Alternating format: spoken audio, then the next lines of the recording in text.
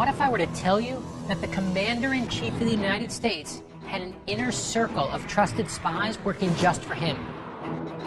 Well, in 1778, such a spy ring was established by Major Benjamin Talmadge, who was made up of mostly ordinary people.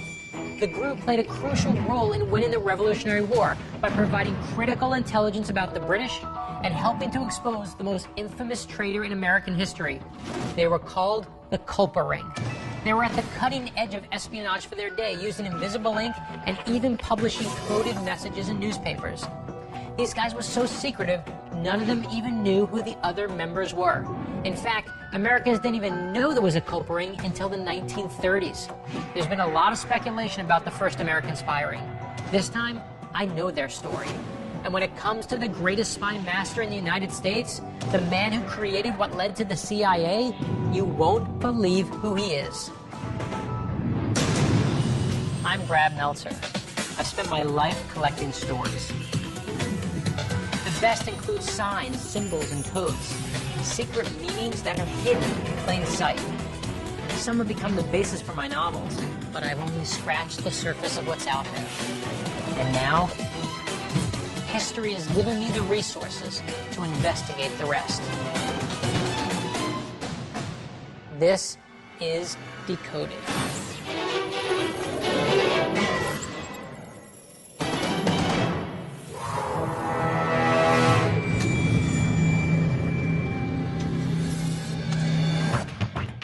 If you're looking at the history of American espionage and the history of spy rings in this country, where else would somebody go but the CIA? Oh my God, I can't imagine what Brad had to go through to get us in here. He must know someone who knows someone. First time I've ever been here, no experience like this. I've been all over the world in the military, but this is the first time at the CIA headquarters, so I'm really excited about it. Just as a place most people don't get to go.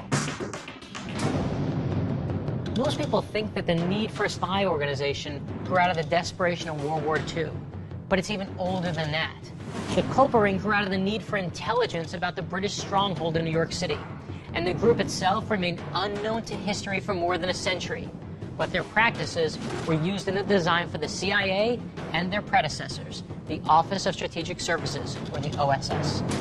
The origins of U.S. intelligence dates to the founding of the Republic. In a sense, espionage is as American as cherry pie. To understand where the CIA came from, we still, in our training courses, go all the way back to the American Revolution and really the first spy in U.S. history, Nathan Hale. And here he is, ready to say, I only have about one life to lose for my country. Nathan Hale was a 20-year-old captain in the Continental Army when he volunteered to sneak across enemy lines and spy on the British. Unfortunately, Hale was a terrible spy. He was captured and the Brits executed him. Just before he died, he uttered that famous line, "I only regret that I have but one life to lose for my country." The thing is, some historians say Hale never said it. It was a line from a popular play back then. And the statue of him in front of CIA headquarters, when William Casey took over the CIA, it drove him crazy that there was a Nathan Hale statue there. Nathan Hale was the spy who failed. In Casey's eyes, the statue should have been a member of the Culper Ring. What happened after Nathan Hale's demise? The Continental Army very quickly develops an amazing array of techniques involving deceptions and double agents and phony troop movements and a very sophisticated network of agents based in New York City and further out on Long Island. So you're talking about the very origins of American espionage. Exactly. Because it's so elaborate, involves a lot of tradecraft techniques and technologies, probably best if we head inside to the CIA Museum and we can talk about it and show you some of the capabilities that the Continental Army was using way back when. So you've got a museum right here at the CIA. We call it the best museum you've never seen. We got a great museum, we're just not going to show you anything. Okay.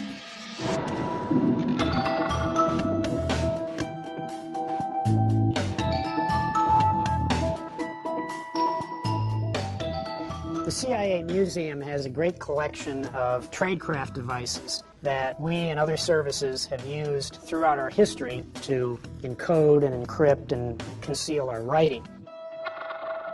And those are techniques that, though they sound really modern and sophisticated, we can see being used back in the day of the Culper ring. Much of the information was written in code and cipher and concealed with invisible ink or sympathetic stain, as they called it back then. Here's how the Culper ring actually worked.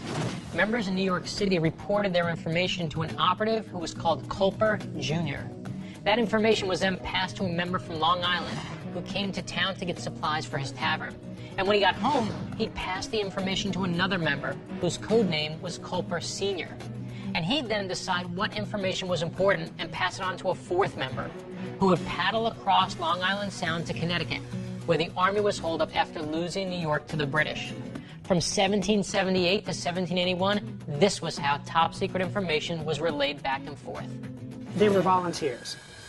And then, and this is a key part to the ring, nobody knows entirely who everyone is and how it's all working. So if one guy's caught, no matter what they do to him, he can't possibly... Exactly. It's all part of being able to keep the ring completely secure. Is there an example you can give us of where this ring actually had some success? In 1780, there are clear indications that the British are mobilizing an attack force to greet an incoming contingent of French troops. Now, this is only 2 years into the alliance, and the French had been stalwart friends of ours. But a military disaster like that could have got them thinking a little bit differently about the long term. Because of information coming from Culper Jr., the Continental Army gets this news, sends out messages through known British agents that Washington was going to attack New York City. That disinformation got to the British commander. He stops in mid-stride, turns the whole army back to New York City to counterattack against a Continental Army that isn't there. Isn't coming at all. Yeah. And French troops arrive in Newport, several thousand of them untouched. The members of the Culper ring were not men who looked for glory.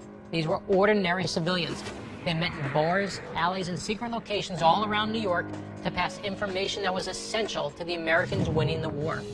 Among these places was the area around what is now Rivington Street in Lower Manhattan. Buddy's there now to find out more about the successes of the Culper ring.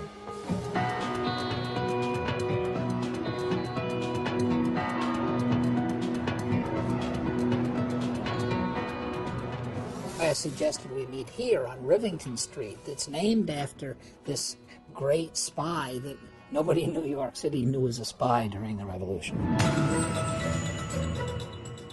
Rivington knew everybody inside the Culper ring. He worked and owned Rivington's Royal Gazette, a very pro-British newspaper which gathered news from all the loyalists and the British officers, etc., and put it in the paper where Washington and his officers could interpret it and figure out what was going on. Talk about hidden in plain sight. Spy-coded information going out in the public newspaper? The British were completely fooled. The key to the war was control of the Hudson River and Fort West Point, which was perched on the West Bank. As long as we had that, it meant the British only controlled half the river. And this was key because if they were able to seize the West Bank, they could divide New England from the southern colonies and choke our supply lines. West Point was also strategic because it was situated at an S-curve in the river. Boats had to slow down to pass the area.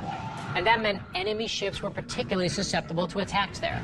So the British knew to win the war, they had to take West Point. Sounds like you're saying that West Point was the key to America's future. I don't think that's any exaggeration. The British had tried to fight their way up a few times before. They had ships all over the river, but there was a chain across it, for one thing, that would have stopped any British ship from getting near West Point. A physical chain across the river? A huge chain from Constitution Island to the West Point shore. So you needed a serious pass to get up the river. Oh, you needed a total pass to get past the river, and it could only come from the commanding officer at West Point, who happened to be Benedict Arnold, the greatest hero of the Revolution up till that time. So what exactly happened with Benedict Arnold? Benedict Arnold was 7 years behind in his pay, and it all added up to him saying, "I've had enough. I'm going to get my money," and he began writing coded messages to the British in New York City. You know you're the best at something when your name becomes synonymous with it. and Benedict Arnold quite simply means traitor. But that wasn't always the case. At one point, Benedict Arnold was the greatest hero our country had ever known. The problem was we were fighting a guerrilla war and money was sparse. This gave the British just the opening they were looking for. Arnold's plan was to sell West Point to the British in exchange for 20,000 pounds, a fortune at the time. He was going to tip off the British at the right moment to come up the Hudson when Washington, Lafayette, and all the American French generals were at West Point. Arnold would then very lightly defend the fort and then surrender it along with Washington and all the generals, and the war would be over. If Benedict Arnold had succeeded in this plan, the American Revolution would have collapsed. There would be no independent nation. So how exactly was Benedict Arnold exposed? The Culper spy ring was putting together what was going on through a year and a half of intelligence gathering that a high-ranking American officer was about to go over. That it had to be Benedict Arnold. As far as we can tell, the Culper spy ring intercepted coded messages sent by Benedict Arnold to John Andre, the head of British intelligence. As brilliant as Arnold was, it turned out he was no match for ordinary American citizens. How did John Andre finally get busted? He accidentally got caught by three fellows who thought he had nice boots and maybe had some money. The men who captured Andre turned him over to a subordinate, a man underneath Arnold, who was just going to send him to Arnold. And then Arnold would be in the clear. Instead, Benjamin Talmadge, head of the Culper spy ring, was the next man to see John Andre on his way to West Point and said, "Here's our man." Did Benjamin Talmadge get Andre to confess? Yes. When John Andre admitted to Talmadge that he was on a spying mission, Talmadge sent the documents found in Andre's boots to West Point, and Arnold saw them, didn't even wait to kiss his wife goodbye, ran down to the river with 2 pistols and ordered his guards to row him down the Hudson to the nearest British ship. He went to New York and immediately started rounding up the members of the Culper ring. He got a few, but the rest went into hiding. Spies in hiding. I like it. The Culper ring is without question the predecessor of both the OSS and the CIA. But what amazes me most is just how successful the Culper ring was to us winning the revolution. You have to remember, nobody back then truly knew who was loyal to the crown and who was loyal to George Washington. New York City, like today, was filled with people who were playing all the angles, so knowing who to trust was paramount. The adage, all is fair in love and war, was coined in 1850 by an English writer, but it was just as fitting in revolutionary America. By 1778, the colonies have lost control of New York City to the British, and they're holed up in Connecticut trying desperately to maintain access to the port of New York. The Americans know that their only chance to retake the island of Manhattan is if they get better intelligence. So Major Benjamin Talmadge helps create a network of civilian spies known as the Culper Ring to help provide insight into the British plans. The ring operates in and around New York, where Buddy, Mac, and Scott are headed right now.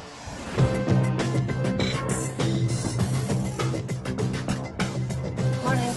Hi. We're expecting a package for 1410. For 1410, my pleasure.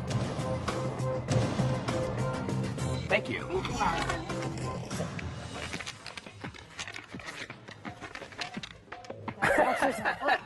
It's the advanced copy of his new book. Does he want us to read it? I don't know. Is it free? What's he doing? There's a blank piece of paper in here. This has got to be more than a shameless self-promotion for the book. Okay, there's nothing on here. Yeah, there is. Yeah, there is. Because you can see a tiny mark. Like it's invisible Yeah. ink or something? Yeah. That's not helpful. Mac, how would you check if there's something on there? Well, the best way to speed up a chemical reaction is heat. All right, who's got some matches? Heat it up. Well, don't worry. Oh, he included matches? Yep. Okay. I hope not set off any alarms in here. Just like that? Okay, hold it there.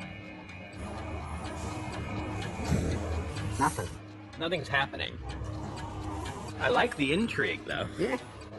Oh, Oh. oh. Whoa, it's working. Wow, look at this. Who was the greatest American spy master of all time? Who was the greatest American American spy. spy master of all time? No idea.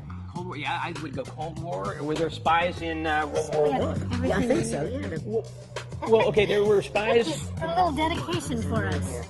Go to 54 Pearl Street, New York, New York, to find the answer. Okay? Okay, so we gotta go. Let's head over there. Keep the matches. God knows what else he's gonna do. I'm sending the guys to Francis Tavern, which is where the original idea for the culprit ring may have first been discussed. It's also the place where President George Washington gave the nation's first farewell address, when he decided that 2 terms in office were enough. Buddy, Mac, and Scott are going to meet with someone who knows more about the culprit ring's methods than anyone else in history. And let me promise you, there'll be no more product placement, except for the giant Porsche the guys drive around in.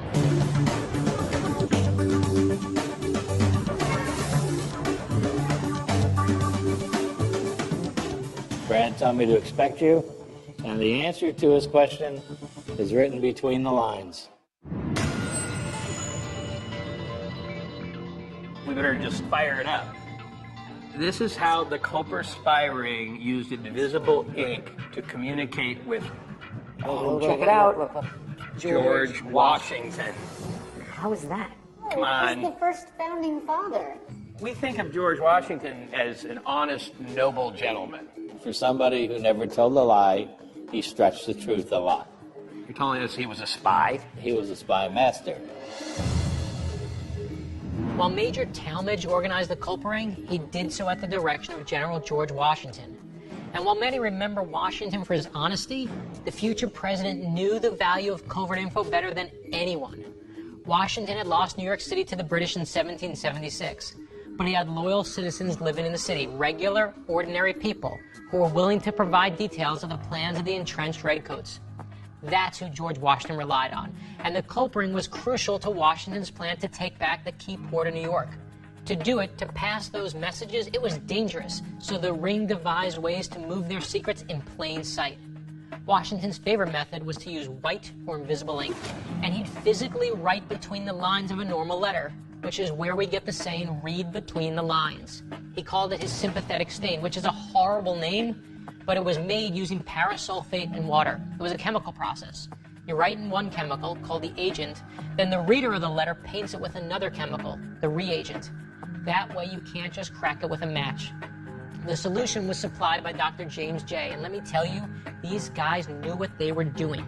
To this day, the FBI and CIA use invisible ink messages that are based on George Washington's method. He set up many spy rings, and the culprits were one of the first. Wow. And they used invisible ink to communicate. So did they keep records of how to decode this stuff? Here's the copy of the culprits' actual code book. Invisible ink wasn't the only code used by the culprit ring. Major Talmadge came up with a series of other codes that were all listed in his code book. Only 4 copies of the book were produced. Talmadge had 1 copy for himself, he gave General George Washington another, and the culprit ring leaders were given the remaining 2. The code was simple. The most popular words at the time were all assigned a number. The word signal was 600. The word Lord was 351. The members of the ring were also given a similar code name. General George Washington's, for example, was number 711.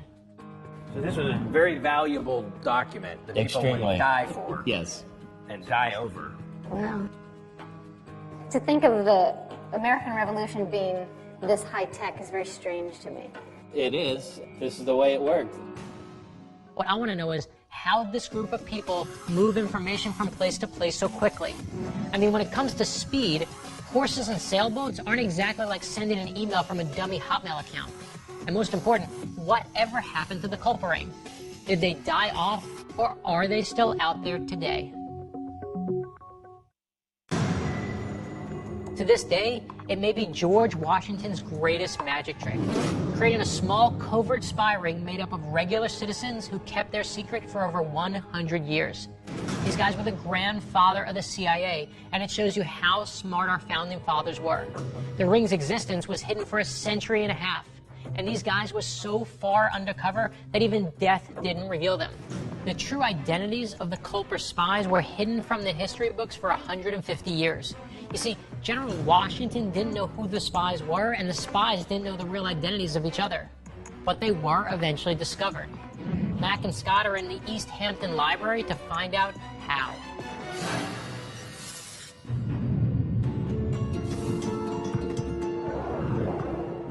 Gina, Scott and I are trying to find out everything we can about the Culper spy ring. And it's hard to find these guys' identities because they were so well protected. It seems like they were even protected after their death. So how were they discovered eventually? Eventually, the identities were discovered through the diligence of Morton Pennypacker. Mr. Pennypacker was a local historian here in the East Hampton area, and he mainly collected information having to do with Long Island history. He was going through a collection of papers that were discovered in the Robert Townsend family home. They found an old chest in the attic. It was filled with singed letters, old documents, things of that nature. This is very exciting to Mr. Pennypacker because he discovered a possible link to the identities of the members of the Culper spy ring. How do you link it to the Culper spy ring? They actually compared Robert Townsend's letters that had been found in the George Washington collection. They put them side by side and they were able to analyze the handwriting that way, and they discovered that without a doubt, these were the same people. So the letters that George Washington had, they knew were Culper spy ring letters, and they compared it to the Townsend letters, and they're the same guy. Yes, that's correct. Wow. George Washington himself did not even know the identity of the members of the spy ring. And then here we have somebody around the 1930s who finds some documents in an attic and is able to compare them and find out these are the people that were the members of the Culper spy ring. It's just incredible. Who was Townsend in the Culper spy ring? He was known as Culper Jr. Culper Jr. That is Culper Jr. I actually have some examples here of books that were kept by Robert Townsend himself. These are original documents. They're not copies. They weren't fabricated. These are his actual account books. Wow, look at this. We can't touch this, right? Being careful. Being careful. Touch with your eyes. That handwriting is amazing. The minute she told me I couldn't touch the book, all I wanted to do was touch that book. I wasn't even looking at what was in it. So what's the significance in learning so long after the Revolutionary War who these people were? I think it changes our perception of history, where we thought that we just had these lone agents that were spies going into enemy lines and gathering information. Now we discover that there was an intelligence system of people. Well, what's interesting, too, is when you look at it where we are today, especially in the intelligence community, you know, you look back at this and see this may be where it really all started. Possibly, yes. The Culper ring helped uncover the plot by America's greatest traitor, Benedict Arnold, to betray his country. But what I want to know is what happened to them, and is there a chance they still exist today?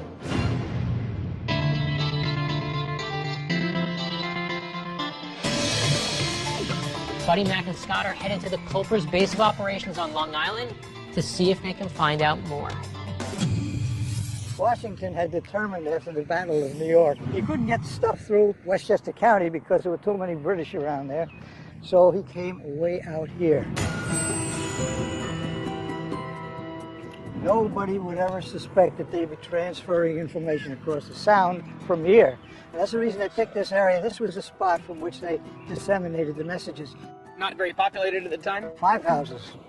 Oh, wow. Wow. That's fine. This was one of them.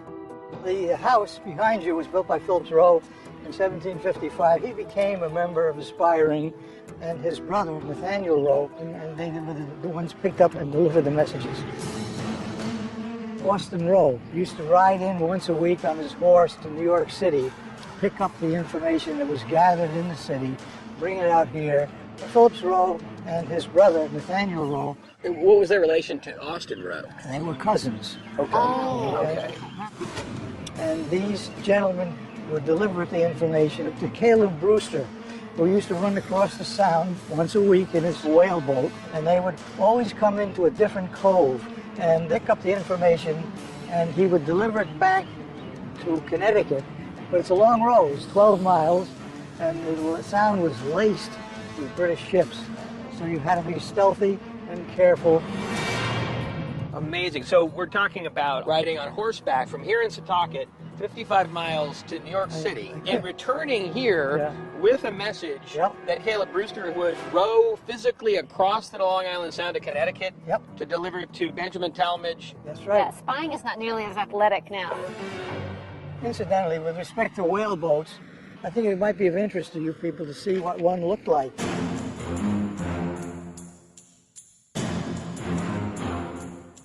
Just imagine that you're Captain Brewster coming across the Sound in this with maybe a dozen guys rowing, 6 on each side. And the storms on the Sound can come up very quickly, and there's not much freeboard on this boat. Must have been very dangerous. The British would have seen them very easily. They've been sitting ducks. And I think the guys were pretty brave to do this. Tough. Tough, yeah, that's the word, tough. These guys are amazing. They ride 110 miles round trip to gather the information, and then they rode 24 miles across Long Island Sound to deliver it. Forget the Ironman triathlon. This was true endurance. The thing I'm most impressed by is that they're doing it with the British everywhere, all around them. These guys know if they're caught, they're going to be shot on sight. So one thing they did was try to have codes inside codes inside codes. Some of them were literally hidden right in front of everyone's faces. This is a typical North Shore Cove where Caleb Brewster would have come in, pick up his message. Now you see what looks like a clothesline over there? You see anything unusual about this clothesline? Nope. No. It's actually a coded message. What? Really? Yeah, it's a coded message. You mean to tell me that there's crucial information in here that the people of Setauket would know? Absolutely. Now this was Anna Strong's clothesline, and Anna hung the petticoats to help Culper Sr. in the early days and later the Rowe brothers. What did the handkerchiefs and the petticoat signify? The petticoat signifies that Caleb Brewster had come in, and the number of handkerchiefs told which of the many coves he came into. So Caleb Brewster's here and he's in the 4th cove. That's right, he's in the 4th cove. They wouldn't have suspected her at all, would they have? No, because she was just a woman by herself, but she furthered the cause. All the while just doing her laundry. Yeah. Just innocently doing the laundry. Nobody would suspect her of anything. One of the little-known stories about the Culper ring is that there were a great many women who helped its cause. And think about it, women had the perfect cover story because back then no one expected they'd be involved in something that was so nefarious. Anna Strong and the other female members of the Culper ring led the way for some of the most successful female spies of all time. Among the most well-known was Mata Hari, who spied for the Germans during World War I, and Julia Child, one of my heroes, who, believe it or not, spied on the Nazis during World War II. Now, one of the most famous spy of all was one went under the name of Agent 355. There are some historians who think 355 was simply a number for a female. So the whole story got a little twisted. So 355 may or may not have existed. Depends upon which historian you want to listen to. I've studied them for 2 years, and the Culper ring still surprises me. These people were the precursor of the CIA, the first civilian spy agency in our history. They helped foil the plan by Benedict Arnold that would have allowed the British to win the war, and they're one of the first to treat women as true spy equals. And one of the best parts of the story, there's still major debate about Agent 355's identity, or even if she was real.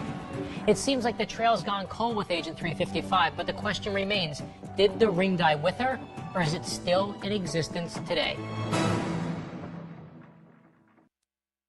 The Culper spy ring, one of the greatest secret creations of George Washington, was lost to history for more than a century and a half. It wasn't until the 1930s that this crucial part of American history was actually found again.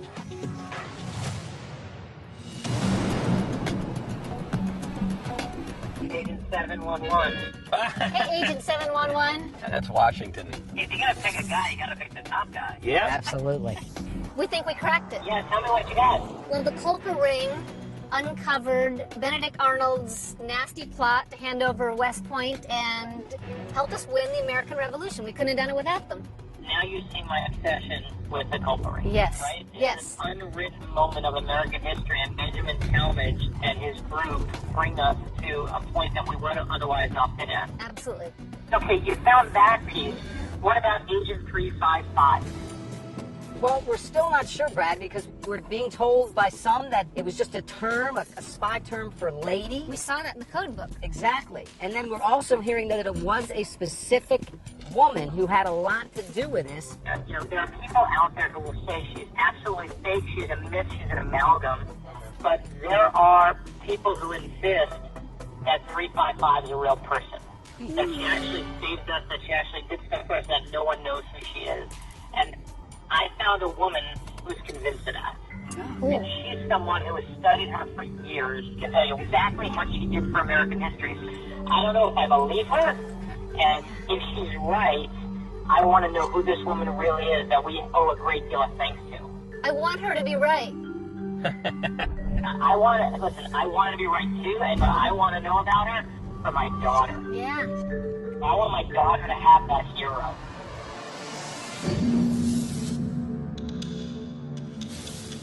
So behind us here is West Point, which was the American stronghold, and it would have kept the British from moving up the Hudson River. West Point, as you can kind of see, kind of commands control of the Hudson River here.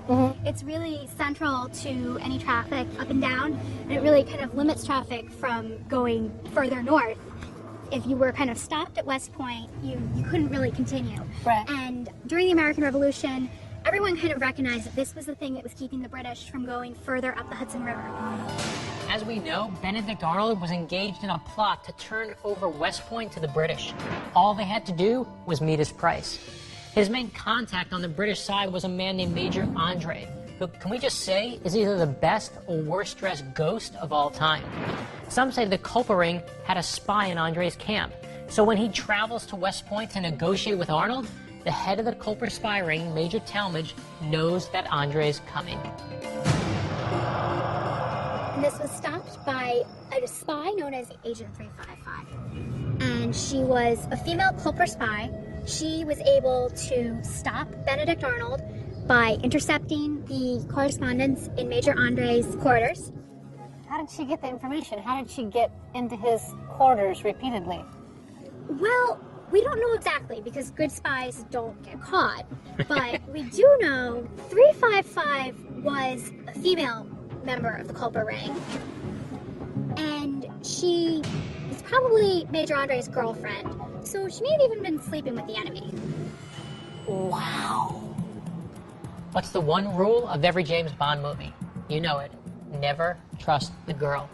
The good thing for us, Andre had never seen James Bond.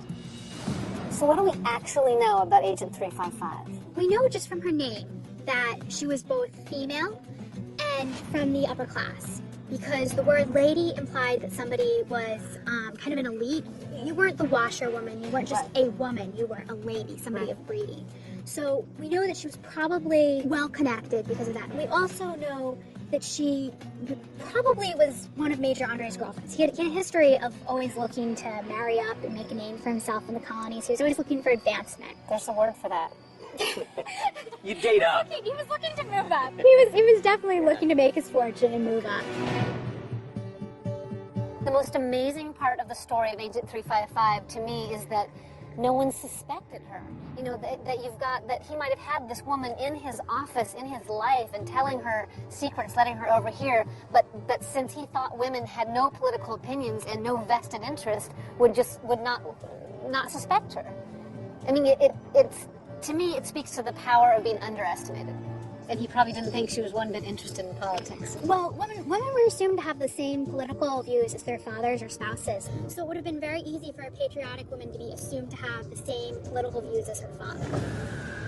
Andrew, we've heard that 355 was just a code word for lady, that it really wasn't a person, but obviously you think otherwise. What proof do you have of that? Well, first of all, there's a letter that specifically refers to a lady working with the ring. That's August 15th, 1779. And Woodhull talks about the fact that she's going to start working with the ring shortly. That's Culper Sr. That's Culper Sr., yes. There's a point in the Culper correspondence where they suddenly are reporting really, really good information. They go from not reporting anything of use, it's all old, to suddenly, right after 355 is mentioned, they're getting the innermost secrets of the British Army. They're reporting practically Black Ops. They're reporting a counterfeiting operation, things that only could have come from British headquarters.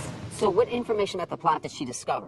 Well, she definitely discovered that Arnold planned to betray West Point. There was a letter with Arnold's name in the margin of Andre's correspondence in June of 1780. So that's months of correspondence that are being intercepted. Wow. At the point that Andre was intercepted, Andre had just met with Arnold. They had agreed that Arnold was going to sell West Point, and Andre was going back to New York. He's met by a group of three seemingly random guys. They're highwaymen, they're militiamen. So these three guys stop him, and they're looking to rob him. So he doesn't seem to have any money. And they said, hey, he doesn't have any money. Let's see if we can get a prize off of this guy. Wow. So they decide to take him to the local American Commander Jameson. Unfortunately, he's kind of big on protocol, and he has no idea what's going on with the Culper spies. So he sends word to Benedict Arnold, because there's a pass from Benedict Arnold, and says, gee, what's going on, Benedict Arnold? Fill me in. Talmadge finds out what's going on, though. He interrupts, and he says, no, we gotta send word to Washington. Jameson compromised. He sent one rider to Washington who was on the move, and another rider to the closer Benedict Arnold. The rider to Arnold left first, so Arnold got word and escaped. So Benedict Arnold literally escapes by the skin of his teeth, destroying his friendship with George Washington. History reports it is the only time anyone ever sees George Washington break down and cry. This was a betrayal by one of his best friends, and with Culper ring information, Talmadge almost had him. But you know what Washington does when it all calms down? He sends the Culper ring after Benedict Arnold. George Washington, American badass. So when Benedict Arnold flees to New York and goes over to the British side, his first assignment is to round up the members of the Culper ring. This is one of the greatest unseen fights in U.S. history. But in the end, Arnold never really figures out what to do with his life, and he certainly can't catch the Culper ring. So he goes back and forth from England to Canada before eventually dying miserable in London. But the biggest question remains, whatever happened to the Culper ring, and do they still exist in some form? The Culper spy ring was the first of its kind, one of the best. Conceived by General George Washington, the all-civilian spy organization played a key role in the forming of our country. The group was so secretive, they didn't even know who each other were. In fact, Washington himself didn't know all the members. This allowed the organization to stay hidden for 150 years. The first records of the ring appeared in 1930, when a series of letters were found detailing the group's operations. The letters matched unexplained correspondence from the estate of President Washington himself. Through analysis and research, the members of the initial ring were identified. But no matter what we know of the Culper ring, the role they played in America's independence can't be overstated. As for Agent 355, some say that Arnold caught this great spy, though I'm actually not convinced she even existed. Either way, though, the legend of Agent 355 becomes the story of an American hero in the truest sense, someone who sacrifices everything and then goes unnoticed for the rest of history. So is it fair to say that Agent 355, a lady in the Culper ring, Yes. exposed Benedict Arnold's plot and saved the revolution? Yes, definitely. So whatever happened to 355? 355 was captured by the British. She was probably imprisoned, so she was probably questioned by the British. Because the Culper ring continued to operate, there's no reason to think that she ever betrayed her fellow ring members. And she died. You think she died in prison? I think she died in prison. There's no reason to believe she was released. She's really quite heroic. What a sad ending, too. Yeah. It's a true American hero. Yeah. And she's completely forgotten. It sounds like there is some pretty good evidence that Agent 355 actually did exist. It seems logical that somebody who was a girlfriend maybe or had some inside information would have had to have been responsible for this. It doesn't surprise me at all that Agent 355 could have been a woman. I was really impressed that the culprit ring was that sophisticated to use whatever means necessary to get the information that George Washington needed. I think in the context of the American Revolution, anything that needed to be done should be done. I mean, if she was sleeping with the enemy, and that's what it took, if that won our revolution, I'm grateful.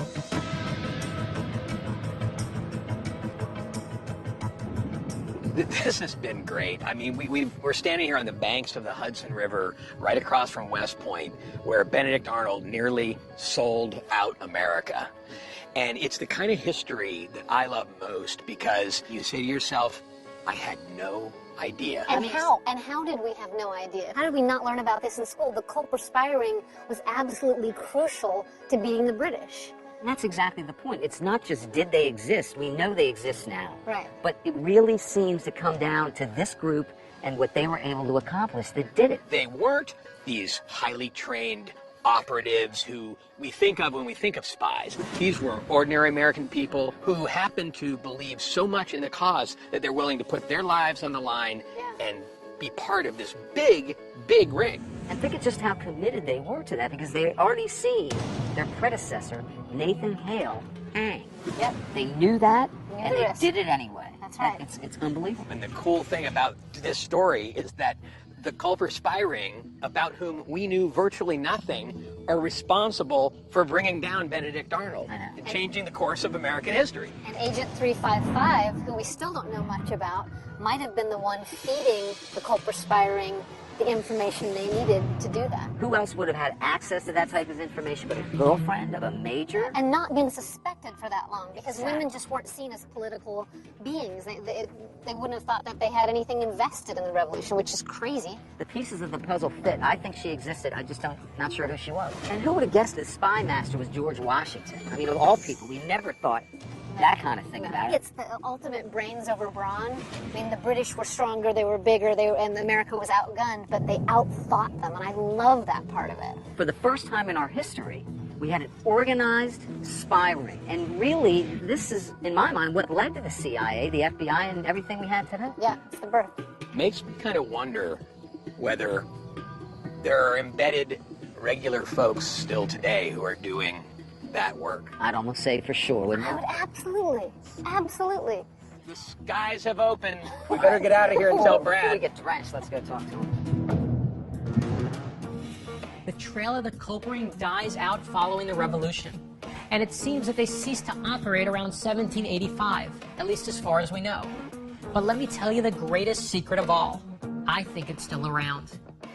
A few years ago, I got a call from the Department of Homeland Security asking me to come brainstorm different ways that terrorists can attack the United States.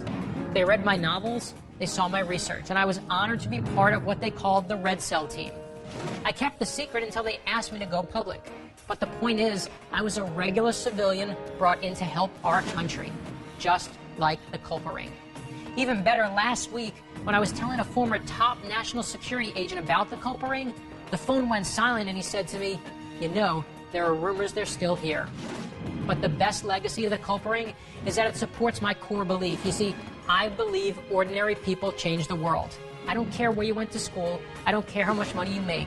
I believe that regular people, like the Culper ring, is how the world gets changed. Don't ever forget, history is a selection process. Most of us think that it chooses a moment and a person and it puts them together. But history chooses each of us every single day. And the only question is, will you hear the call?